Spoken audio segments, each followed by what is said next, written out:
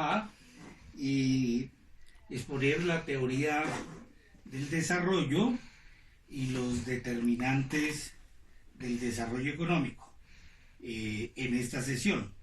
Para ello, en primer lugar, hay que decir que en la teoría económica clásica nos referimos a Adam Smith con el origen de la riqueza de las naciones, a David Ricardo con sus principios económicos, incluso la economía política de Marx, el texto paradigmático del Capital, que influyó tanto en el pensamiento económico político de Occidente. Uno lo que encuentra es que cuando están tratando el tema del crecimiento, están también, no lo separan, ¿sí?, de lo que podríamos hoy, ¿sí?, imaginarnos que es el desarrollo económico. En consecuencia, sería solo como resultado de la revolución keynesiana que ocurre en la época de la Gran Depresión hacia adelante, desde los años 30 en adelante, y especialmente después de la Segunda Guerra Mundial, en que la teoría económica va a construir, ¿sí?, de manera como vidas paralelas, si se quiere, dos grandes teorías. La llamada teoría del crecimiento, y cuando hablamos de teoría del crecimiento, en general, ¿sí?, los economistas se refieren a ese gran cuerpo teórico, a esos grandes modelos que se desarrollan, se formulan en los años 50, ¿sí?, que se conocen como los modelos de crecimiento. Los más famosos, el modelo clásico de Harold Domar, ¿sí?, el modelo neoclásico de Robert Solow, ¿sí?, y posteriormente, a partir de Solow, los modelos de crecimiento endógeno de Lucas, etc. Y lo que podemos llamar también la teoría del desarrollo es en los años 40, 50, 60, con grandes trabajos teóricos como los temas relacionados, los autores como las etapas, recuerdo, del crecimiento económico de Rostow, premio Nobel, entre otras cosas, de economía en los años 60, el trabajo en América Latina, tan importante el ACEPAL, de la Comisión Económica para América Latina, el gran modelo de desarrollo económico de Arthur Lewis, las teorías de Hirschman y de Kerry que veremos en el desarrollo del curso. Todo eso hace parte de ese cuerpo que hemos llamado la teoría del desarrollo, ¿sí? Pero lo importante y lo fundamental es que la teoría del crecimiento, los modelos de crecimiento y la teoría del desarrollo evolucionan en los años de posguerra, en los años 60, en los años 70, quizás hasta los 80 podemos extender en esos llamadas 30 décadas, esas 3 décadas o los 30 gloriosos por el gran progreso económico que tuvieron no solo las naciones desarrolladas, sino muchos países en desarrollo, evolucionaron como teorías alternativas, si se quiere, independientes. ¿Cuál es la razón de estas vidas paralelas, de estas teorías y modelos alternativos que estaban respondiendo a preguntas y a problemas diferentes? Los modelos de crecimiento estaban respondiendo a un problema, ¿sí? Y ese problema era cómo garantizar una trayectoria de crecimiento, especialmente en Estados Unidos y en Europa y en Japón, en la famosa trilateral, que consistente con una situación de una solución de pleno empleo. ¿Y por qué los modelos querían responder así en la economía de mercado, basada en las libres fuerzas del mercado, en el laissez-faire, o la política macroeconómica anticíclica que interviene sobre la demanda agregada puede construir una trayectoria, ¿sí?, de crecimiento consistente con una solución de pleno empleo. ¿Y por qué era esta preocupación? Porque los economistas estaban respondiendo de esa época, especialmente en Estados Unidos y en Europa, a un problema fundamental que venía desde los años 30, y ese problema fue la gran crisis, la gran depresión, que tuvo como resultado fundamental una tasa de desempleo abierta, ¿sí?, es impresionante, ¿sí? Tasas de desempleo en Estados Unidos en los años 29 al 36 por encima del 20%. Y tasas, y nadie tiene datos de las tasas de desempleo como hoy tenemos para el primer empleo, para los jóvenes que entran a trabajar, y eso, y no hay nada más problemático para una sociedad que genera un gran problema social, ¿sí?, que incluso genera suicidios en las personas, ¿sí?, dramas, tragedias terribles como un desempleo alto, una tasa de desempleo abierto alta y de larga duración, ¿sí? Eso llevó a plantearse en la teoría económica, eso generó la revolución keynesiana. Entre otras cosas, lo que dijo era que la economía de mercado, librada a sus fuerzas al laissez-faire, no siempre tenía una solución única de pleno empleo, sino que lo general y lo normal era una situación de desequilibrio de pleno empleo, y por eso proponía la intervención del Estado con políticas macroeconómicas activas, especialmente fiscales, para resolver el problema. Pero la teoría del crecimiento, en los teóricos anti-keynesianos, los clásicos o neoclásicos como Solow, también tenían que hacer esa pregunta, si esa trayectoria de pleno empleo podía ser consistente con el laissez-faire, con la libertad de mercado.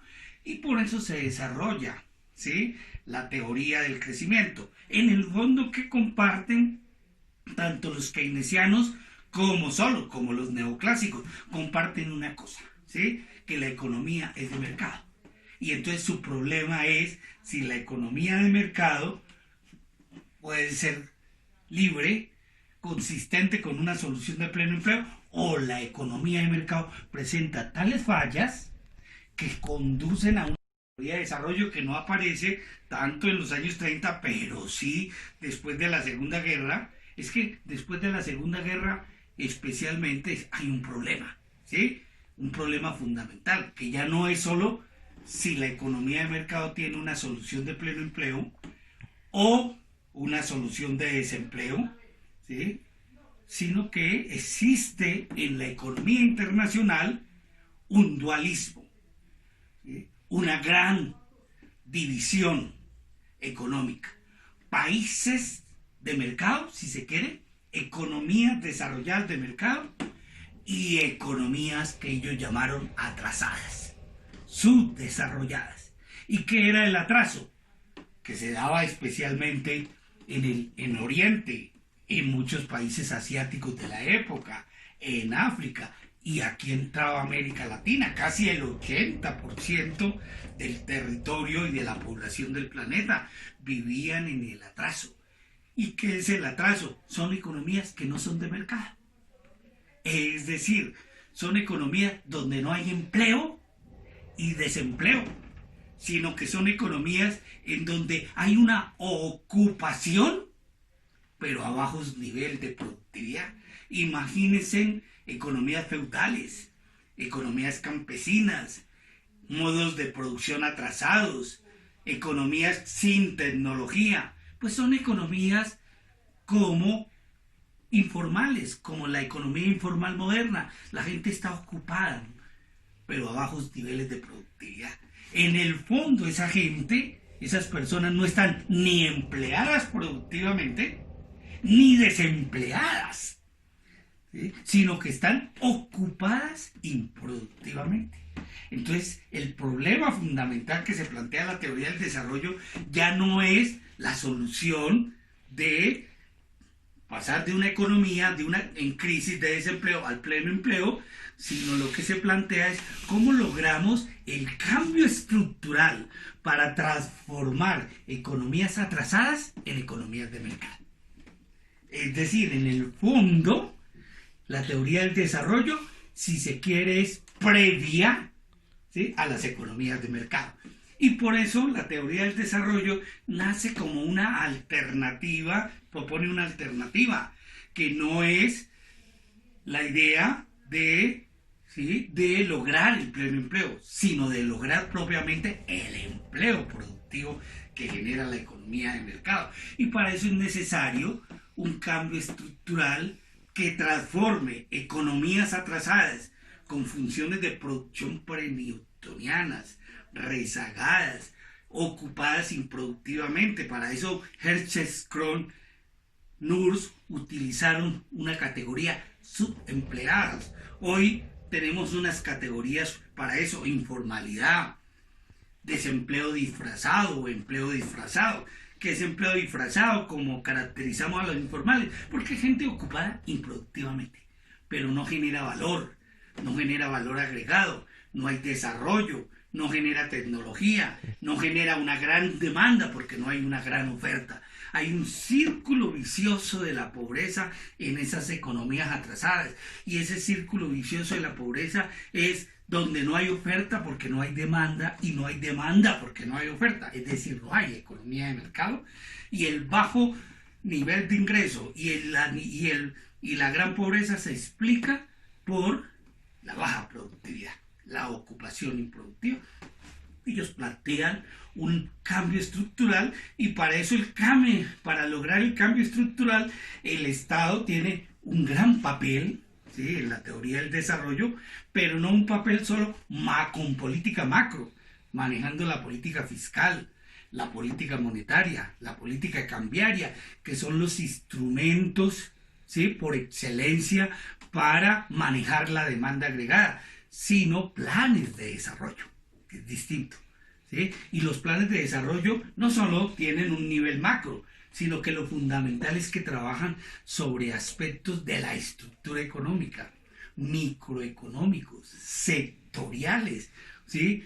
Cómo impulsar determinados sectores, el industrial, por ejemplo, o el agroexportador.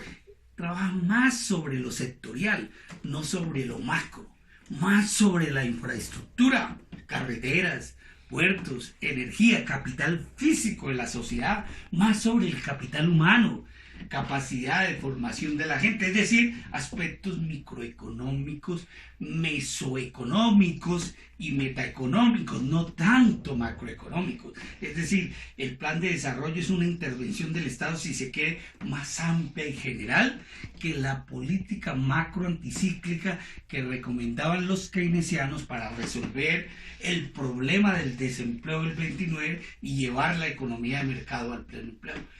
Por eso entonces la teoría del desarrollo, ¿sí?, se planteó como una teoría alternativa. ¿Qué dijo la teoría del desarrollo? Mi problema es distinto al problema de la teoría del crecimiento. Mi problema remite al cambio estructural de un conjunto de naciones atrasadas para transformarlas en economías de mercado dinámicas. Por lo tanto, no me sirve el modelo neoclásico, ni tampoco, eso fue interesante, la teoría keynesiana. Esa teoría neoclásica y esa teoría keynesiana están hechas para responder los problemas del mercado. La teoría del desarrollo debe estar respondiendo a otro problema: cómo garantizar el cambio estructural del atraso al desarrollo. Y por eso la teoría del desarrollo entonces dijo: no, tengo que construir una teoría independiente, alternativa, ¿sí? Y eso la convirtió en una especie de teoría, si se quiere, opositora a la teoría oficial. Y para eso la teoría del desarrollo dijo: no puedo beber en las fuentes neoclásicas, modelo crecimiento solo, ni tampoco en las fuentes keynesianas.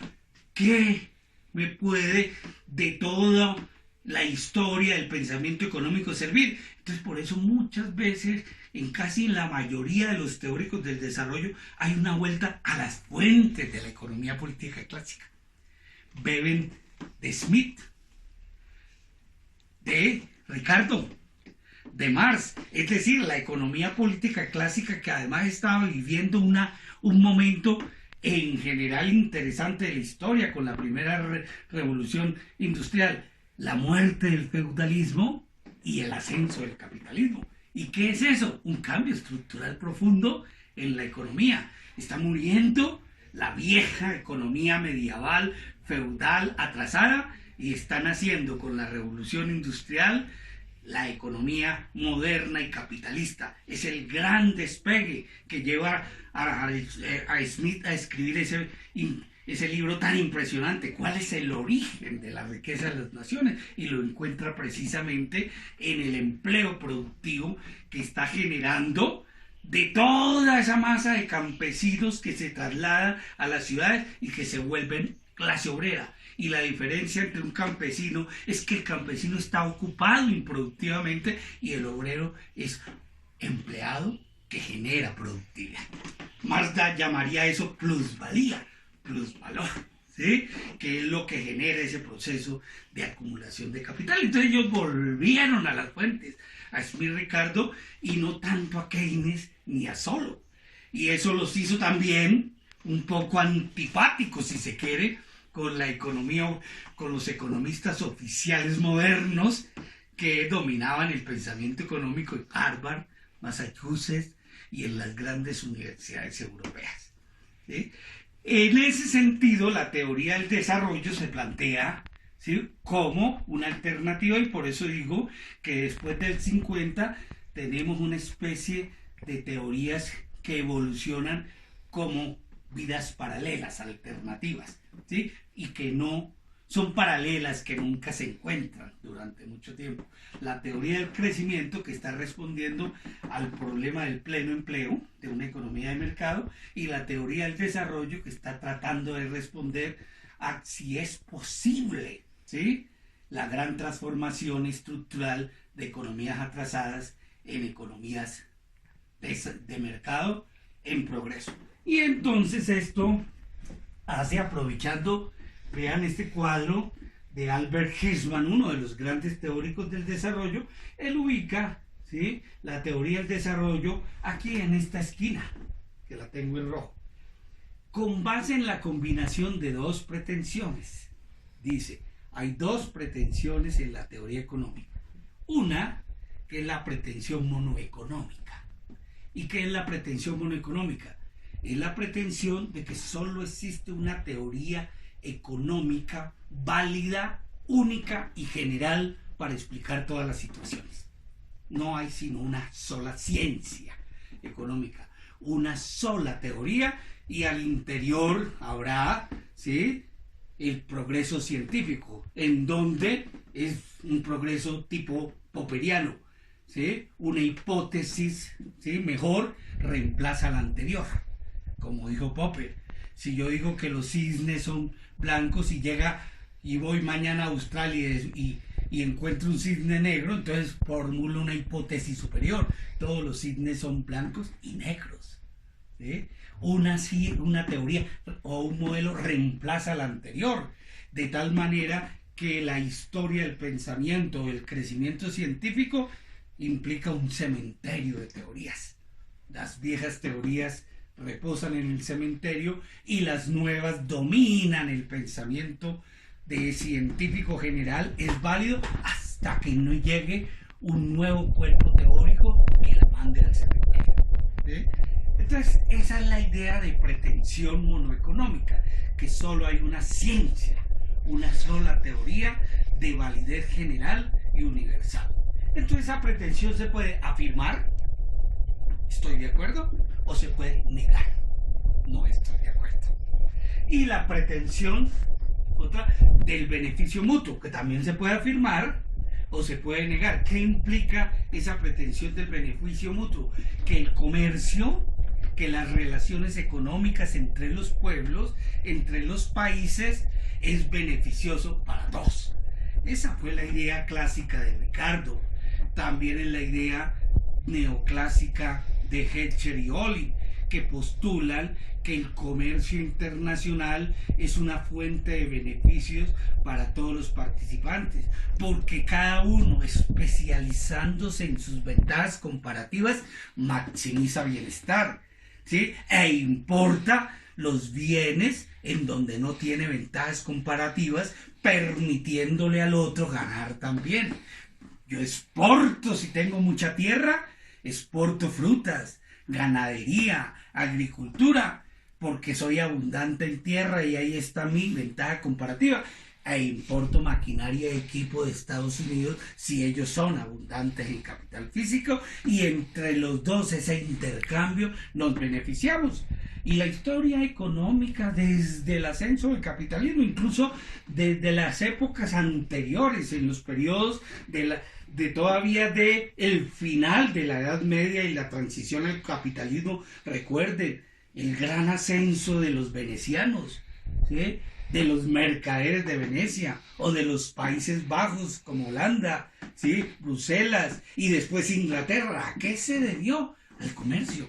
Y en ese desarrollo y en ese intercambio muchos países progresaron. Entonces hay la idea en la teoría económica de que el comercio, las relaciones económicas internacionales son beneficiosas para todos los participantes. En extremo alguien diría, todos ganan, ¿sí? O la teoría negativa. Muchos piensan que el comercio, ¿sí?, entre las naciones, ¿sí?, unos ganan y otros pierden. Es decir, hay un juego suma cero. Las ganancias del norte, ¿sí?, de los ricos, son las pérdidas de los países pobres. El intercambio es desigual.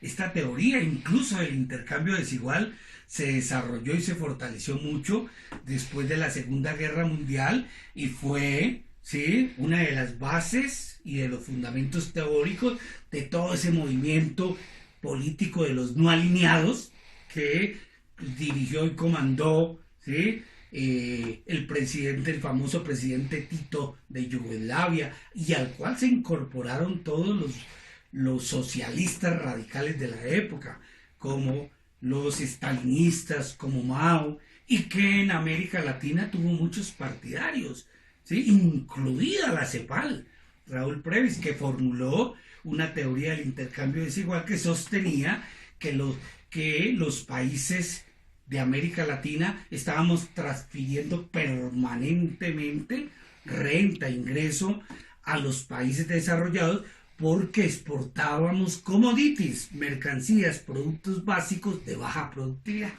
Entonces, fíjense en aquí, la pretensión se puede afirmar del beneficio mutuo o negar. La pretensión monoeconómica se puede afirmar o se puede negar.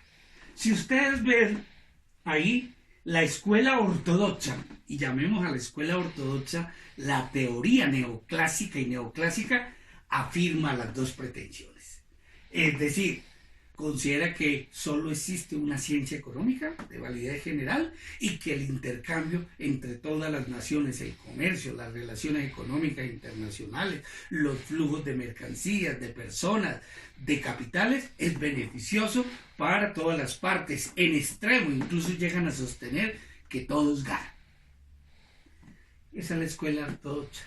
En la esquina contraria tenemos el neomarxismo, donde está Günter Frank, los socialistas radicales, la izquierda radical, esa izquierda, esa ortodoxia de la izquierda, los marxistas, no de Marx, sino los neomarxistas contemporáneos, como Bettelheim, ¿sí?, como Günter Frank en América Latina, y que políticamente se expresa en las corrientes revolucionarias de China. Incluso ese fue el punto de vista en el ascenso de la India, de los Gandhi, etcétera. Sostienen que la teoría económica no es una teoría de validez general y universal, que debe existir una teoría económica para los países ricos, economías de mercado, y otra para los países en desarrollo, atrasados, y que deberíamos tener una teoría económica pertinente a las particularidades de el nivel de desarrollo de cada país. Y dos, piensan que el comercio es perjudicial, ¿sí? Que el intercambio es desigual, y por eso incluso ellos sostuvieron la necesidad de aislarse del comercio con los países desarrollados, de cerrar sus economías, y por eso sus modelos, muchos de los desarrollos, por ejemplo, que caracterizan el modelo estalinista o a Mao, ¿sí? O a los asiáticos radicales, o incluso en América Latina fue la idea cubana, o fue incluso el postulado de muchos teóricos, de economistas neomarxistas, era que se requería una etapa de aislamiento, de cierre, ¿sí? Nada de intercambio con el occidente desarrollado para incubar, ¿sí? Con una gran intervención del Estado que incluso terminó eliminando democracias y generando dictaduras, ¿sí? Sentando las bases para sentar las bases del desarrollo. Tesis que además, por cierto, permítanme decir, fracasó rotundamente, ¿sí? El estalinismo no generó desarrollo.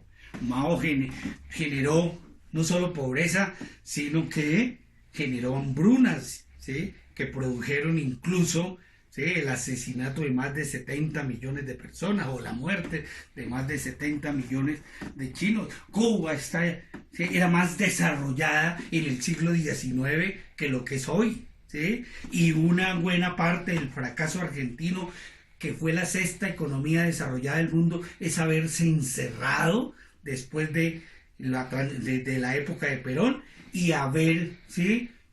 Creído que el desarrollo lo genera, ¿sí? El déficit fiscal de manera alta y permanente. Y si ustedes ven, después de Perón, ¿sí? Argentina ha tenido una involución, cuando el siglo XVIII y XIX, ¿sí? Fue de una gran prosperidad, que incluso estuvo clasificada como la sexta economía del mundo. Pero esa es la postura de los neomarxistas. Rechazan la pretensión del beneficio mutuo y rechazan la pretensión monoeconómica, ¿sí? ¿En dónde está la teoría del desarrollo? En una esquina bien interesante, pero bien problemática.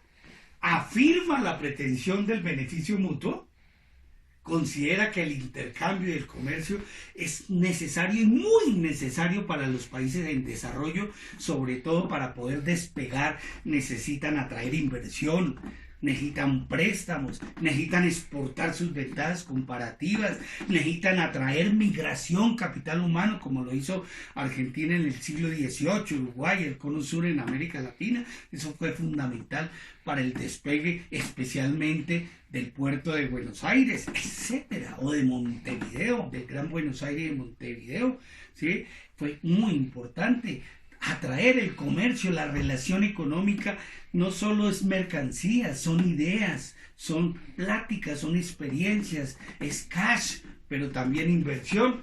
Entonces los teóricos del desarrollo dicen: necesitamos el intercambio. Pero, de nuevo, volvamos a lo que plantea al comienzo. Rechazan la pretensión monoeconómica. Creen que la teoría del desarrollo, ¿sí?, debe ser distinta de la teoría keynesiana y neoclásica del crecimiento, porque esas teorías responden a otra pregunta, y aquí la pregunta del desarrollo es la posibilidad de la transformación, del cambio estructural e institucional de economías atrasadas en economías de mercado. Entonces, por eso dicen, nacen los teóricos del desarrollo. Es una teoría joven, pero rebelde. Se opone al oficialismo económico. Trata de construir una teoría alternativa e independiente, y por eso rechaza la pretensión monoeconómica. Dice: necesitamos una teoría para explicar la transición del atraso al desarrollo, es decir, de economías ocupadas improductivamente a economías donde reine el empleo productivo, y ojalá en su dinámica tengan una solución de pleno empleo. Entonces, la teoría del desarrollo se plantea algo interesante. Nuestra teoría responde a la transición. Cuando la economía sea de mercado, entonces que reine la clásica los clásicos y los neoclásicos. Nosotros nos ocupamos es de una situación que es la transición, el cambio estructural. Responder cómo debe ser el cambio y si es posible ese cambio. Y los teóricos del desarrollo se dedicaron a eso, a explicar qué es una economía atrasada, cuáles son las condiciones previas que se requieren para el despegue, para la transición, cómo se va a consolidar esa transición, y en ese sentido es un poco, para usar una metáfora, se preocupan del despegue del avión y postulan que el viaje es tranquilo y feliz y son muy optimistas, ¿sí? Y del aterrizaje en la economía de mercado. Ya cuando la economía aterriza y se vuelve una economía de mercado, ahí reinan los clásicos, los neoclásicos o los keynesianos. Ellos se ocupan y en ese sentido están ubicados en este punto. Por eso, y con esto cierro esta primera idea, esta primera parte, cuando América Latina, recuerden, los años 80, pero no solo fue América Latina, fue un problema de muchas economías en desarrollo, sufrió una gran crisis, ¿sí? En el caso de América Latina, recordemos, se llamó a eso la década perdida, por la gran crisis de la deuda. Transferíamos el 90% de lo que obteníamos por exportaciones para pagar los intereses de la deuda, y eso nos llevó, ¿sí?, a endeudarnos más, ¿sí?, y a transferir permanentemente, ¿sí?, nuestras exportaciones. Eso le pegó al crecimiento. En los 80 la tasa de crecimiento llegó a ser negativa del -9%, ¿sí?, cosa para la cual vamos hoy con la epidemia del coronavirus. Podemos llegar a esas tasas tan terribles. El desempleo fue superior al 40% en muchos países, ¿sí? Los países estaban estrangulados financieramente por la deuda. México, tan próspero, producto de el milagro económico, el crecimiento equilibrado, empezó a haber vendedores ambulantes, pobreza, y desde ahí no se ha recuperado, ¿sí? En fin, fue una tragedia para América Latina. Entonces, ¿qué sucedió? La teoría del desarrollo, los teóricos, la CEPAL era la expresión teórica del desarrollo en América Latina, ¿sí?, que estaba proponiendo este cambio estructural con planes con una gran intervención del Estado por la vía de planes de desarrollo amplios y generales, pues entró en crisis también. Todo el mundo, cuando vio la década perdida, la tragedia, dijo, tiene sentido los teóricos del desarrollo. Entonces la teoría del desarrollo entró en crisis profunda. Y como está en una esquina incómoda, entonces fíjate, sufrió el ataque. ¿Sí? ¿Por qué? A la pregunta, ¿por qué fracasaron los teóricos del desarrollo? Entonces los ortodoxos le decían, por no ser ortodoxos, ¿sí?, por haber pretendido ser una teoría independiente, alternativa. Si ya tenemos la teoría, que es la teoría de los clásicos, los neoclásicos, con una oposición ahí al interior keynesiana, pero es la economía del mercado, la teoría, los principios, los axiomas de validez general. Ustedes fueron demasiado rebeldes por ser muy jóvenes y se apartaron del camino correcto. Lo que tienen que hacer es volver al oficialismo, ¿sí? Y los neomarxistas lo criticaron. ¿Por qué? Por haber afirmado la pretensión del beneficio mutuo. ¿Por qué fracasaron ustedes? Porque creyeron ver que las relaciones de intercambio son favorables, y lo que está mostrando la crisis de la deuda es cómo el sistema financiero internacional, los bancos, las multinacionales y los países desarrollados nos están estrangulando, ¿sí?, con intereses y pago de la deuda. Ahí está el intercambio desigual, las relaciones nórmicas. Incluso por eso los neomarxistas planteaban en esa época el default. Dejemos de pagar la deuda, ¿sí?, salvemos a los pueblos y no al sistema financiero. Entonces, fue atacada por las dos esquinas que son consistentes. La ortodoxia, que afirma ambos principios, ambas pretensiones, y los neomarxistas, que las niegan. La teoría del desarrollo, si se quiere, estaba en la situación incómoda. Pero las cosas cambian, ¿sí? ¿Qué sucedió después del 80 y al final del siglo? Que muchos países lograron la transición al desarrollo de manera espectacular. especialmente en los países.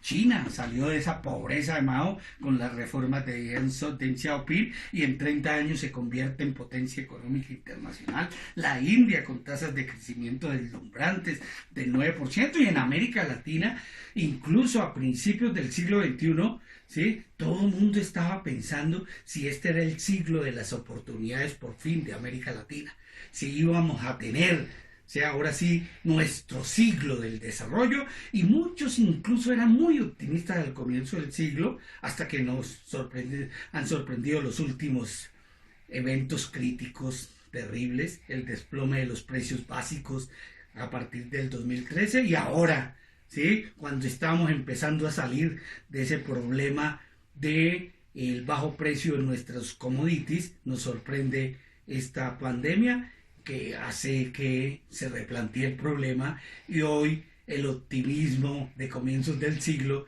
esté siendo reemplazado por pesimismo. Pero los tiempos cambian, hay que esperar.